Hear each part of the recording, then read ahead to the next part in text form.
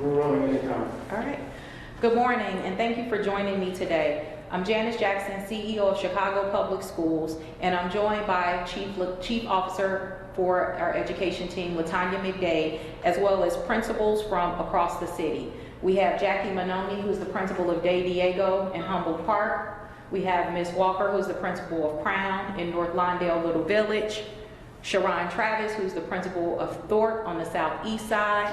Tiffany Tillman, principal in East and West Garfield Park at Melanie STEM Academy. And finally, Jimmy Lugo, principal of Stowe Academy in the Humboldt Park community. Today, I'm here to discuss what is a uniquely challenging moment for Chicago Public Schools, as well as our city, and quite frankly, the entire country. We made the decision to temporarily suspend meal distribution sites today, keeping the primary focus in mind of the safety for our families and our students. The decision was made to temporarily suspend meal distribution today out of an abundance of caution. It is important to note that while meal pickup is not possible, today we are proceeding with 18,000 meals that will be delivered to families that were previously scheduled. We also encourage families to contact our hotline at 773-553-KIDS if there are any food emergencies. We have food on hand to be delivered to students and families if they are in need. Again, that number is 773-553-KIDS. We're closely monitoring this situation, and it is our goal to be able to open grab-and-go meal sites tomorrow. We will keep you posted as things emerge and a decision is made. I will now take any questions that have been submitted for our team. I'm going to read the questions. Nader Issa from the Chicago Sun-Times. Are you concerned there are families who won't have access to food today in an especially difficult time and while remote learning continues? I think the first thing that's important to note is that we already have 18,000 meals that are scheduled to be delivered today, and we still have our hotline being staffed, and we're fielding calls as they come in. Right now, those requests are manageable, but we do have additional food on hand that can be delivered if needed.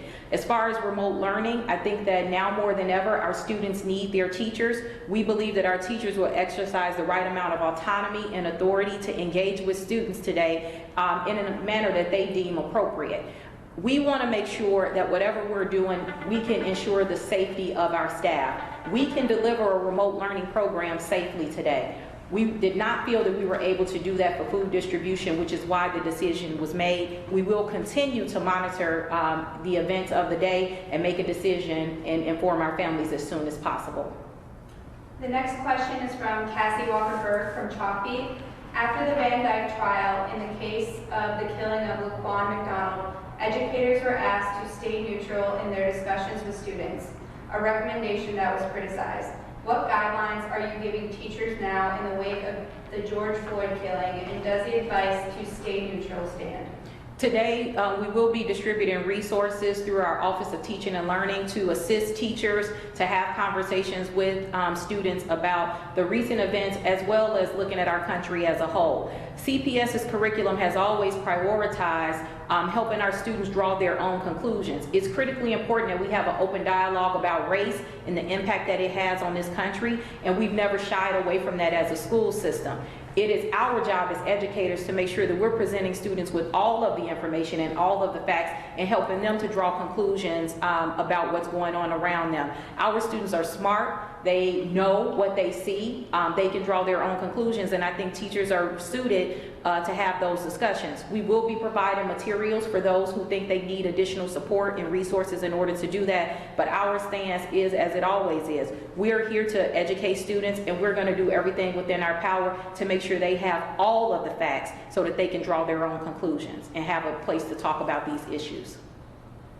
Another question from Nader Issa from the Chicago Sun-Times. Did concern about food worker safety play into this decision, and was the call made by CPS leadership or the mayor? Yeah, I made the decision to temporarily halt food distribution today for one reason and one reason only. I was concerned about the health and safety of our employees who work in the schools. That's why I'm joined here by principals who throughout the day have been sharing their insights about what is going on in the schools, and we made a decision based on health and safety.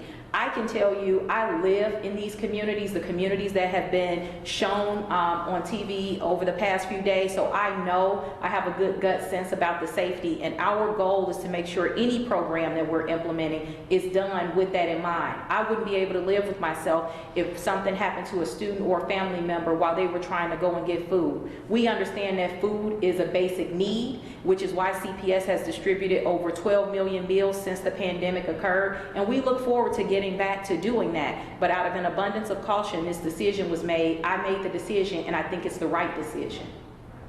Another question from Nader. How many families are previously signed up for home delivery, and what's the district's daily capacity for delivery?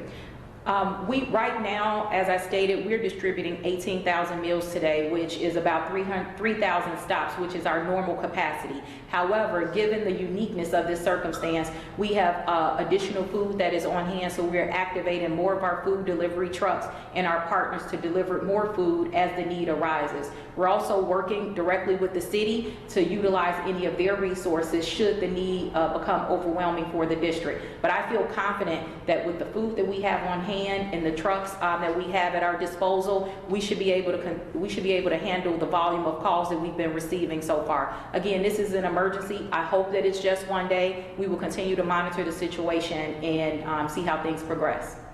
The next two questions are from Sarah Carr from WBEZ. Did CPS know the food depository was going to be closed today, and whether that factored into the decision at all? We, along with the food depository, have been committed to feeding people throughout this pandemic. We recognize that there are a lot of places such as supermarkets, the food depository, and other places where people typically get food that are not accessible. This is a crisis. We are in crisis mode, and so our decision was made based on how we can protect our families and as well as our employees and do it safely. And so those were the facts that we considered, and that's how we arrived at this decision.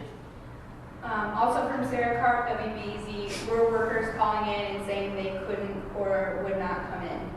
First, let me say this, the employees in CPS have been amazing. Throughout this pandemic, our principals have been amazing. They are doing 20 different jobs on any given day. They have risen to the occasion every time that we have asked, and our food service employees have been remarkable. They take pride in the work that they do, but we also know that they are humans too.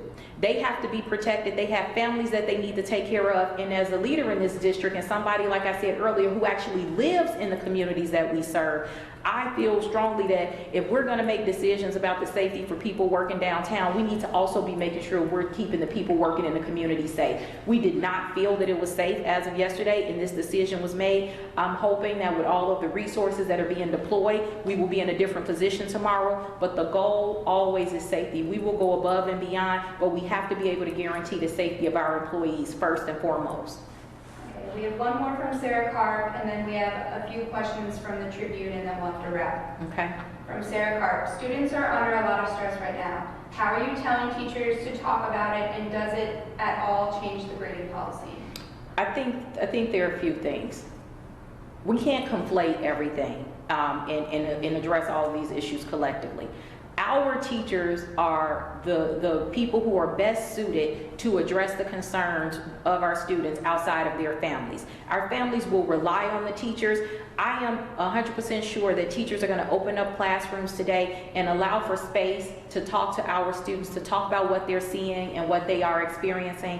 We have messaged that, but I'm going to be honest with you, I don't think any teacher worth their salt needs me to tell them that this is a unique time and that we have to stop and we have to actually talk to students and help them understand what's going on. That's what's going to be happening throughout this city today. And I know that the teachers in Chicago Public Schools are eager to do just that. I know the same way I wanted to have conversations with my kids about what's going on and help them reconcile.